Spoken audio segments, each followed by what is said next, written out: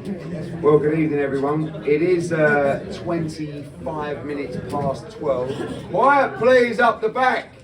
Thank you. Shh. It is 25 past 12, so we're going to give you some time with the champ. Still undefeated IBF World Welterweight champ, Jaron Boots Ennis. And over to the floor for questions for myself, Boots, and of course Bozy as well. Whoa, yo, thank you. Hey, what's up, Boots? This is Najee from Cigar Talk. I know in the ring questions you said immediately that you were thinking about going to 154. You weren't sure about the pop. Can you talk about that a little more? Was it just the punching power? Was it you making weight? Can you talk about just the idea of moving to 54? I felt good, but like I said, I'm getting older now. I'm 27, I'll be 28 next year, so I don't know. We'll see. We're gonna talk to the team and see what we're gonna do. I made weight easy. I was comfortable. But we'll see.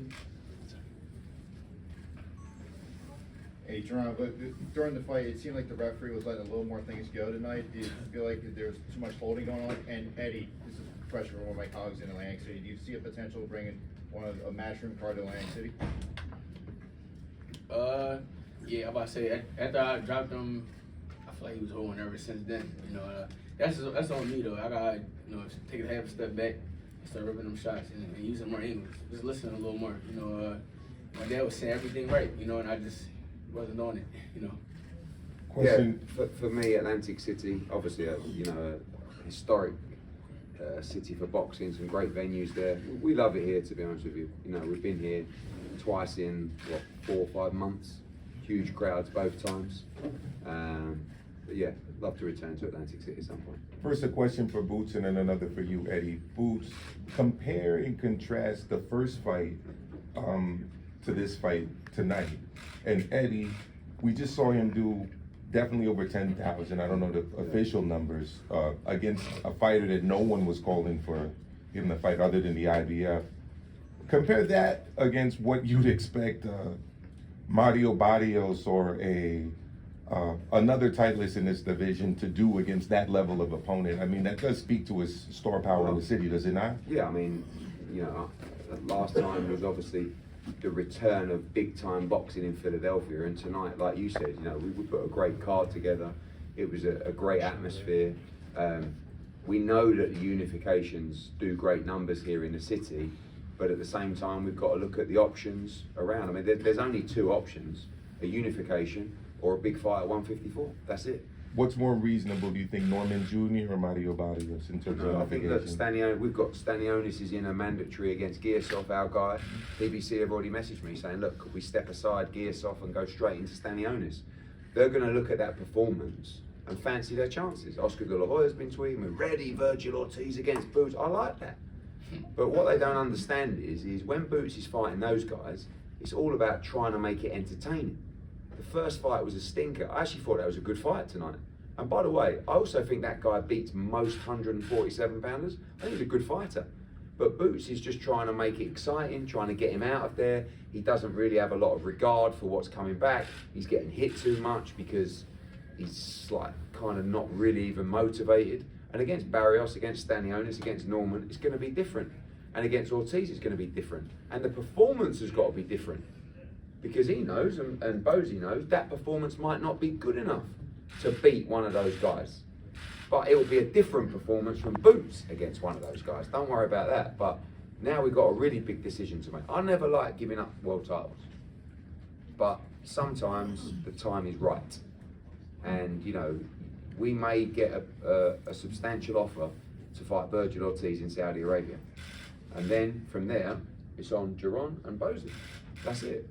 And you'll get my advice, but these are the guys that will make the decision. But for me, I think it's only unification or Ortiz. That's it. For Boots, what do you think of that February 22nd fight against Ortiz? What do you think of that February 22nd fight against Ortiz? Like I always say, I want to fight the best. I don't try to fight these bottom tier guys. When you fight the best, you're gonna be better. And Eddie, what you said you would have advice for him. What is your advice to take the much? It depends on the financial package. Depends on what we want to do long term. Depends if we don't want to return to 147. You know, the reason that we fought Chukhadzhien tonight was because Boots had a desire to capture the other championships at 147. So we got to review that position. We've got to look at the option against Vergil Ortiz. We've got to look at the financial package for that fight as well. Because as well, don't forget, you know, a win over someone like Vergil Ortiz on a Riyadh season card is going to take his profile to another level. So it's going to be very tempting. And by the way, it's a brilliant fight. A brilliant fight. I mean, Boots against Vergil Ortiz is one of the best fights out there to be made. Not just in the division, but in boxing. Two tremendous young fighters. JP Miranda, LatinoSports.com. Question for both of you. Throughout the fight, Ryan Garcia was tweeting away, saying he would knock out Boots. If you had your choice between Ryan Garcia at 147 and having to continue to make that weight, or going up to 154 to face off with Vergil Ortiz, what would your choice be? That's what me.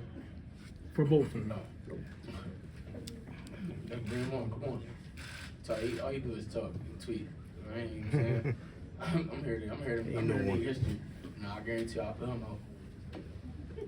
For sure. What do you think, Eddie? If you had your I choice, think, what would listen, you- Ryan Garcia is one of the biggest names in the sport. If he wants to fight at 147 against Boots, this is what I'm saying about the performance tonight. It was a good performance. It was nothing special. So people like Ryan Garcia going to be sitting at home doing whatever they're doing and getting brave. Getting brave? What do you mean? Wow, just watching the fight. What was you thinking? But they're going to get brave. Stanley Ennis has been on. Oscar the Lawyer's been on. Ryan Garcia's been on. Good. Well, Ryan's a major marquee fight. Of course. Yeah. We've got, but listen, They can there's go, talk they can go and there's, for you know, their beef if they want to. the reality is, you know, if Ryan Garcia wants to come back from his ban in May or June or whenever he's going to come back and go straight into a fight with Boots Ennis, we would more than welcome that. You're only going to see the best of him against great fighters, and Ryan Garcia's a good fighter. You know, he's well out there, but he's a good fighter. Boots right here. How much different is it, you know, fighting on the road where you're more away from distraction versus fighting at home where you're more accessible? You know, you got family, friends, the pressure to perform. How much different is that? Ain't really too much different. You know, everything the same for me. You know, I don't have any distraction at all. For real. You know, I'm comfortable at home, comfortable on the road. It don't really matter where it's at. Hit First Boxing. First things first, man, congratulations on this win, Ennis. Appreciate it. Bozy, I don't know if the stat quotes, but in this fight, we didn't see no body shots. In my eyes, I didn't see hardly any body shots. Today, Ennis, man, one of the best fighters in my eyes, was a headhunter. What was you telling him in the corner? This is what you got from the chain. Go to the body. Walking with Boots could have walked him down, but every time he got close to him, he would grab him and hold him. That's why I told him that's where the fakes coming in. You know what I mean? You know what I mean? The angles he normally do, he didn't do none of that. You know what I mean? You know, I guess he got bored with it. You know what I mean? That's why he was taking them chances like that. But just like Eddie said, it was somebody that was at the top, you know, the top of the line, like a 147-pounder champ or something. You would see a different attitude. Boots, Kevin Garcia with Fight Hype. So I just wanted to get your response or thoughts. You know, after your performance is obviously going to invite people, like we were just talking about, Ryan Garcia, to say, hey, you know, he may be susceptible to my hook. Or Bud, after the fight, tweeted, and he gave you like advice. He didn't say anything crazy, but felt a little cryptic. But what's your response to those people who are going to now obviously try to cast doubt on your ability to perform against those dudes, Ryan or Bud? I love it. You know, they ain't gonna do nothing but add fuel to the fire. You know, for the next performance. You know, that's what I need. That's what I want. You know, that's what I'm saying. The next fight gonna be even better. You know, I ain't worried about nothing. For real. You know what I'm saying? I know my next fight I'm gonna be good. I'm gonna be better. You know, go back to it. You know, with the team and we're focused on listening. Got you. Any response to Bud's tweet? He tried to give you like some advice. He said, you know, be careful, one slip up, you know, it could cost you everything. I ain't got nothing to say. Okay, enough. Boots, Mariano Agnew with the Final Bell. Can you talk a little bit about the fighters that you promoted on the undercard tonight? Dennis, the quiet Storm Thompson, you know, got a second round stoppage. He looked beautiful tonight, you know. He only 2-0. He for somebody 8-5, you know. What young up and come fighters doing that? You know, he looked phenomenal. He looked strong. He looked sharp. He did his thing, and then you know, my other fighter Ismail the Chef Muhammad did his thing. You know, his fight got dropped down 2 rounds because of a little delay, but he was about to put their kid out. You know, both of them guys is tremendous fighters, and I love and appreciate them. You know, and I'm glad they're building and developing each and every day. You know, I can't wait to take their career to the next level. Absolutely. And Eddie, can you talk a little bit about the undercard from your perspective, particularly the Khalil Coe fight? Yeah, it's a great undercard. I mean, Bam was sensational, as we've discussed, has done his press conference. Ray Ford looked great. And Khalil Coe was in an absolute war. It was a brilliant fight, but his conditioning was shit. I mean, that's the reality. I don't know what else to say. Like, you can't be blowing out of your arse after 3 rounds if you want to go on and become a world champion fighter. Right. You got to live the life, and you got to be ready to go to the trenches against someone like Manuel Gallegos, who's not anywhere near world level, but is a good, tough opponent that's going to give you rounds to progress you to the next level. So, you know, Boots knows, and his young fighters will know, and he'll tell them conditioning is key. Yeah. Right? And that's what we talk about on weight as well. That's why the decision around weight is so important. And Khalil struggled at weight. If you don't get your weight right, if you're not conditioned, you're going to find tough times in the fight. And if you can't come through them, you're going to get beat. And that's what happened to Khalil Coe tonight. So he'll be back, but he's got to learn a spiteful lesson. Yeah. Amo Williams, great to see him back. You know, Zaquin Moses, very, very good fighter. And so is Dennis and Ishmael as well. And Ray Ford. And Ray Ford, a great performance, as I said. You know, Yeah. I think he's. I think we've got the top 230 pounders in the world in Nunes and Ray Ford, and I think he's a future world champion, 2-weight world champion. Okay, now we're finally here at the final start at this thing that we constantly continue to ask. So, look, you guys did a tremendous performance. Shout out to everybody from Philadelphia that came out to support. Shout out to Boots. Shout out to the trainer, Boots, Bozy Ennis. And like, look, we know the 2 options that you want to pick, but there's still a 3rd option.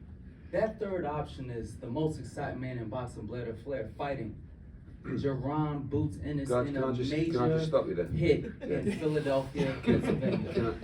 Yeah, thank you. We're going to leave the messages to the media, but one thing I will say is I like you, Blair. I think you're a very funny guy. We'll go viral again. Yeah, and I do think you can fight, but we got to move on to that next level now, because. Okay, so you saying you want to move on to the next level, but I'm yet still the only fighter in the welterweight division that actually fought a major name. So why not make this fight happen? Because we want either a major name, or a major name is Blair the Flair. No, I'm afraid you're not. Let's see how. No, how do you say? You're definitely. When's the last time somebody knocked a tooth out from Broner? It doesn't matter. Adrian Broner. When's the last time he went viral on Instagram, on Facebook, on Twitter? Adrian Broner is shot to pieces, right? Let me tell you one thing now. Whilst they take the microphone off you, I think you're a lovely guy. I've got a good fight for you, Karen Chukhadzhien. I'll tell you what I'll do. For what? Okay, I'll tell you what I'll do. For what? I'll tell you what I'll do. I want the winner. I'll tell you what. I want the loser. Oh look, the lights have gone out on Blair the Flair. Listen, someone's lent on the light, by the way. Who's ever leaning on the wall has lent on the light. I'll tell you what we'll do. I'll tell you what we'll do. I'll tell you what we'll do. I will put the fight on. You against Karen. Okay? You beat him. You can get some money for that. We'll get you a major fight. All right? Against who? Against a big welterweight, Conor Ben, maybe Jaron, Ennis, we'll see. Can we get that in writing? Quite possibly. Yeah, quite. Okay. But we want to go to the next level. You want Conor Ben? Look, You the can whole fight Conor thing Ben. is, did I not get enough? Did I not do enough? No, absolutely How? not. You've never done enough in your career to fight Jaron. Who have you beaten? Okay. How many ex-champions you guys fight? Blair. No, how Next. many ex-champions have you Blair, fought? Blair, you've How never. many You do ex-champions not have have you fought? Stop How it. many ex-champions did You Conor do Ben not have fought? it. You At do- least I fought two. You do not have. He fought Chris Algieri, a former world champion. By the way. Chris Algieri. Yeah. By the way. That's right. We're going to move on to the media. It was great chatting to you. Yeah. Every home should have. Thank you, Blair. Right, go on. We like the way you talk. Over here. We love you, Blair. Over here, got a question for Boots, reference to the fight against Chukhadzhien. After the knockdown, could you talk about Chukhadzhien's toughness? Because he took a number of shots there over the course of those rounds there, over the course of the fight, and, wasn't able to, I guess, go down after that first knockdown. So could you talk about Chukhadzhien's toughness? He had good toughness, but that just is more so me rushing my shots, not bending my knees. It's a lot of little stuff. Being lazy a little bit, like just Lex Diesel, can't be like that. I definitely would have got the knockout if I would have, bent my knees and used my ankles and listened to my corner more. That's all. First of all, I want to say congratulations to Boots and his team at the Herb bringing the fight to Philly. We definitely need that. But Boots, for this to be if this is going to be your last fight at 147, are you excited about what you did in the ring tonight? Like I said, I mean, let me go watch it and I give you a response. Right now, like I feel like it was a okay performance. Like I could have been way better. And like I said, listen to my team more and stop being lazy, not bending my knees and stuff like that, not using ankle, not jabbing, just being smart. But yeah. So what was the game plan coming into the fight? Body work, stay behind that jab, like pressing his back a little bit more, and things like that, cutting the ring off. But he wasn't really moving too much, though. Now I want to know what's the feeling being that you fighting at home. Your last fight you had 14,000. This fight Eddie Hearn you said you had 11,000. How does that make you feel, being as though your crowd decreased in a few months? I mean, it decreased because of the opponent, the opposition. Nobody really wanted to see this fight. I took this fight because I wanted stay busy. And I ain't want to be sitting around for another year. I ain't trying to be still and other stuff and things like that. So, I took this fight to stay busy. Yeah, that's my mandatory. I had to fight him. So I'm sorry, we're gonna move to the next one, so everybody can get the chance. We just have a few more guys because we've got to leave the building soon. Hey, Eddie, Jay with Sportbox TV. Looping back around to Vergil Ortiz versus Boots, what do you think the fight looks like? How does it play out, and in what fashion does it end? Listen, I think it's a great fight, and Boots knows he's got to be better than tonight against a fighter like Vergil Ortiz, but the training would be different, the mindset would be different, the challenge would be different, and that's where you're going to see the best of a great fighter like Boots. So, I really respect Vergil Ortiz. I love Robert Garcia, Oscar De La Hoya's a plonker, and we got to make sure. And I'll be saying to Boots, we can't afford to lose that fight. I can't lose to that fucker. No way. Boots, if you don't win that fight, I'll never talk to you again. Good. We don't do that. Good. Like I said, the better the competition, the better I'm gonna be. And all we're gonna do is go forward. Y'all know I love pressure fighting. Eddie, you getting ready for Oscar? You gonna fight him? Listen, there's always a price, but I just want to watch him fight Vergil Ortiz. Obviously, there's a lot of conversations with His Excellency, and we'll be moving forward to potentially make that fight. Last question. Last question, guys. Eddie, what's a plunker? All right. I don't know the word in America,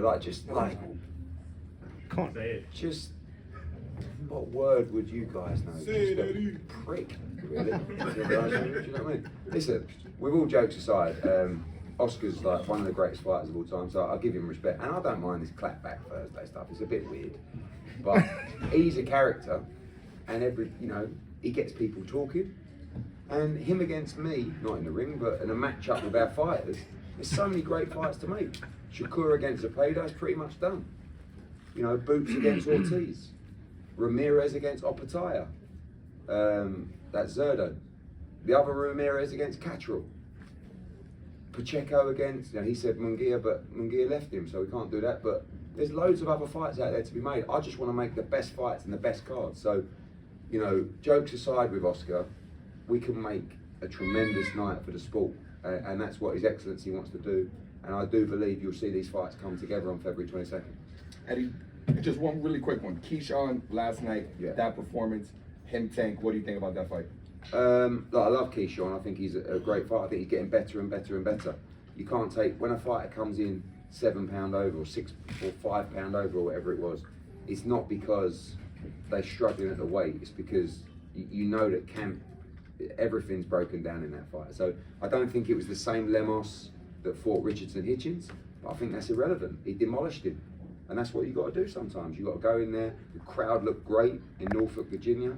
It's great for boxing. Keyshawn's a great young fighter. And in time, I think he'll be a great fight for Gervonta Davis. But he still lost 3 times to Andy Cruz, our fighter. And he'd never beat Andy Cruz. And Jaron Ennis can also confirm that. And Bozy can confirm that because he trains Andy Cruz. So I think if Keyshawn wants to fight before Gervonta Davis, sign us up for Andy Cruz. He took him to school 3 times, and he'd be ready to do it again. And on Boots, couple last words for your fans worldwide. Couple last words for your fans worldwide, Boots.